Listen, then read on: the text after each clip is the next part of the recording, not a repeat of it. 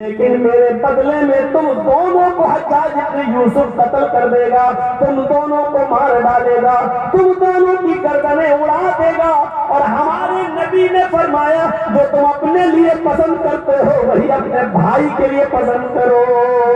میں کیسے یہ پسند کر لوں کہ میری جان بچ جائے اور میری جگہ پر تم پھنس جاؤ؟ جب میں اپنی جان دینا گوارا نہیں کرتا تو تمہاری جان لینا کیسے گوارا کر لیا جائے؟ اور یہ ہو ہی نہیں سکتا کہ حجاج کو پتہ نہ چلے۔ میں تو بچ جاؤں گا لیکن میری جگہ پر تم دونوں کی جان چلی جائے گی، اور مجھے یہ پسند نہیں ہے کہ میں اپنی جان بچانے کے لیے تم دونوں کی جان کی بلی دے دوں۔ تمہارے بھی تو بیوی بچے ہیں، تمہارے بھی تو بیوی بچے ہیں، میں بالکل یہ پسند نہیں کرتا۔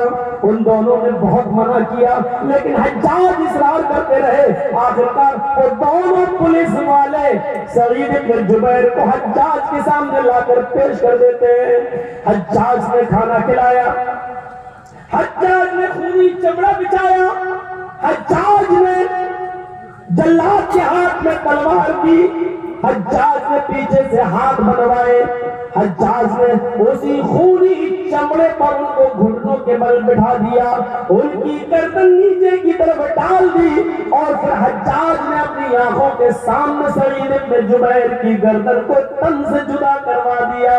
ایک ہی تلوار میں سعید بن جبیر کی گردن تن سے جدا ہو جاتی ہے۔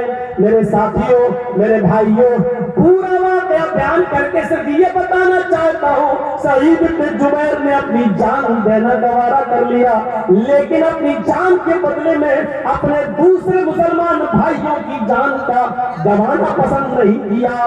اپنے آپ کو قتل کروا لیا لیکن اپنے بچنے کے چکر میں ان دونوں کی جان کو خطرے میں نہیں ڈالا۔ یہ ایک مسلمان کی پہچان ہوتی ہے، اور یہی اسلام چاہتا ہے کہ ایک مسلمان دوسرے مسلمان کے ساتھ اس طریقے سے پیش آئے۔ ہم بے قصور ہیں، ہم قصوروار ہیں، تو ہم یہ چاہے ہم بچ جائیں بے قصور پھنس جائے، یہ مسلمان کی شان نہیں ہوتی ہے۔ مسلمان یہ بھی نہیں چاہتا کہ میں تو بچ جاؤں اور میری جگہ پر یہ پھنس جائے۔ یہ نہیں، مسلمان تو وہ ہوتا ہے جس کے بارے میں آپ نے 50 مرتبہ علماء سے سنا ہوگا، وہ ایک جنگ جس میں زخمی پڑے اور ایک صحابی پانی کا پیالہ لے کر جاتا ہے، اس کے ہونٹوں تک لگاتا ہے کہ دوسرا چیختا ہے میں بھی پیاسا ہوں، اپنا پانی چھوڑ دیتا ہے، جہاں پہلے میرے بھائی کو پلاؤ وہ مجھ سے بھی زیادہ پیاسا ہے۔ جب اس کے پاس پہنچا جاتا ہے تو وہ کہتا ہے، تیسرا چیختا ہے کہ میں بھی پیاسا ہوں، کاش میرے داتا کیا دیکھتا ہے کہ اس کی روح تب سے عنصری سے پرواز ہو گئی۔ وہ لوٹ کر دوسرے کے پاس آتا ہے، کیا دیکھتا ہے دوسرا بھی جہاں جہاں اپنی کے سپرد کر چکا ہے۔ وہ لوٹ کر پہلے کے پاس آتا ہے کہ لو یہ دونوں تو جا چکے، اب تم ہی رہ گئے، پانی پیو۔ جب پہلے کے پاس آتا ہے تو کیا دیکھتا ہے کہ پہلا بھی آب حیات سے اپنی پیاس بجھا چکا ہے۔ میرے بھائیوں، سب کو پانی کی شدید ضرورت ہے، پانی کا پیالہ ان کے منہ تک جاتا ہے لیکن دوسرا صحابی چیختا ہے بچ جائے تو چند قطرے میرے حلق میں بھی ڈال دینا۔ اس نے آواز سنی، تھوڑا سا پانی ہے میں پی لوں گا تو میرا بھائی کیا پیے گا؟ اس نے پانی نہیں پیا، اپنے بھائی کے پاس بھیج دیا۔ میرے بھائیوں، پھر دوسرے نے تیسرے کے پاس، ہر ایک نے پیاسا مر جانا گوارا کر لیا لیکن اپنے بھائی کو مرتا ہوا دیکھنا گوارا نہیں کر رہا تھا۔ لیکن جب وقت آ گیا تو سب چلے گئے۔ میرے بھائیوں، ضرورت مجھے پانی پینے کی لیکن ہم دیکھ رہے کہ مجھ سے زیادہ پیاسا ہے، پہلے وہ پیے میری جان جائے لیکن اس کی تو بچ جائے۔ یہ جذبہ پیدا کیا تھا اپنی تعلیمات سے جناب محمد رسول اللہ صلی اللہ علیہ وسلم نے، ایسا بنایا تھا ایک مسلمان کو دوسرے مسلمان کی نظر میں۔ لیکن آج کس کی نظر لگ گئی؟ آج کس کی نظر آج کس کی نظر لگ گئی؟ آج ایک مسلمان دوسرے مسلمان کے لیے اتنا بڑا دشمن کیوں بن گیا ہے؟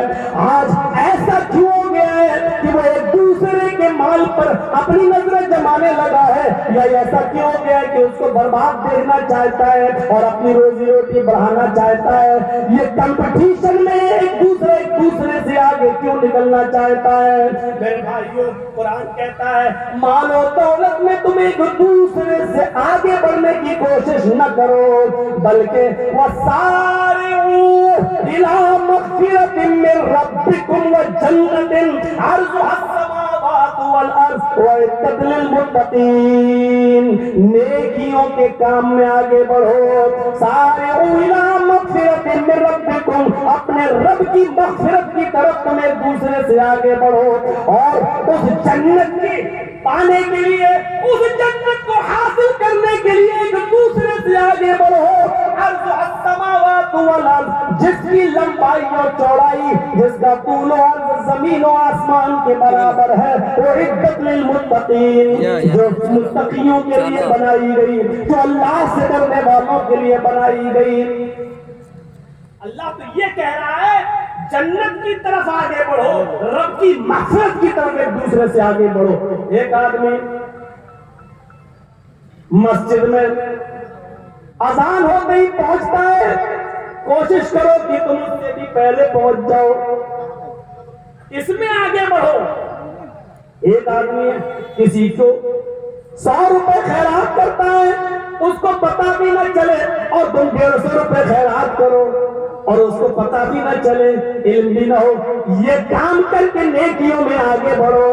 اس میں آگے بڑھنے کا حکم دیا، اس میں نہیں دیا ہے کہ وہ آدمی اتنی بڑی بلڈنگ کا مالک ہے تو چلو ہم اس سے بھی زیادہ اپنی بلڈنگ بنا لیں۔ میرے بھائیوں، ایک صحابی ایسا نہیں ملے گا جس نے مال و دولت میں ایک دوسرے سے آگے بڑھنے کی کوشش کی ہو۔ بتاؤ، عثمان غنی کے پاس بہت دولت تھی، لیکن کبھی ابو بکر صدیق نے عثمان غنی سے آگے بڑھنے کی کوشش نہیں کی دولت میں، کبھی عمر فاروق نے حضرت عثمان سے آگے بڑھنے کی کوشش نہیں کی دولت میں۔ لیکن غزوہ تبوک کے موقع پر جب اللہ کے نبی نے فرمایا بہت ہی زیادہ سخت گرمی میں یہ غزوہ ہو رہا ہے، فصلیں پک کر تیار ہیں، پورے سال یہ فصلیں جب کٹیں گی اور بازار میں بکیں گی، کسی کی کمائی سے ہمارے پورے سال کی معیشت چلے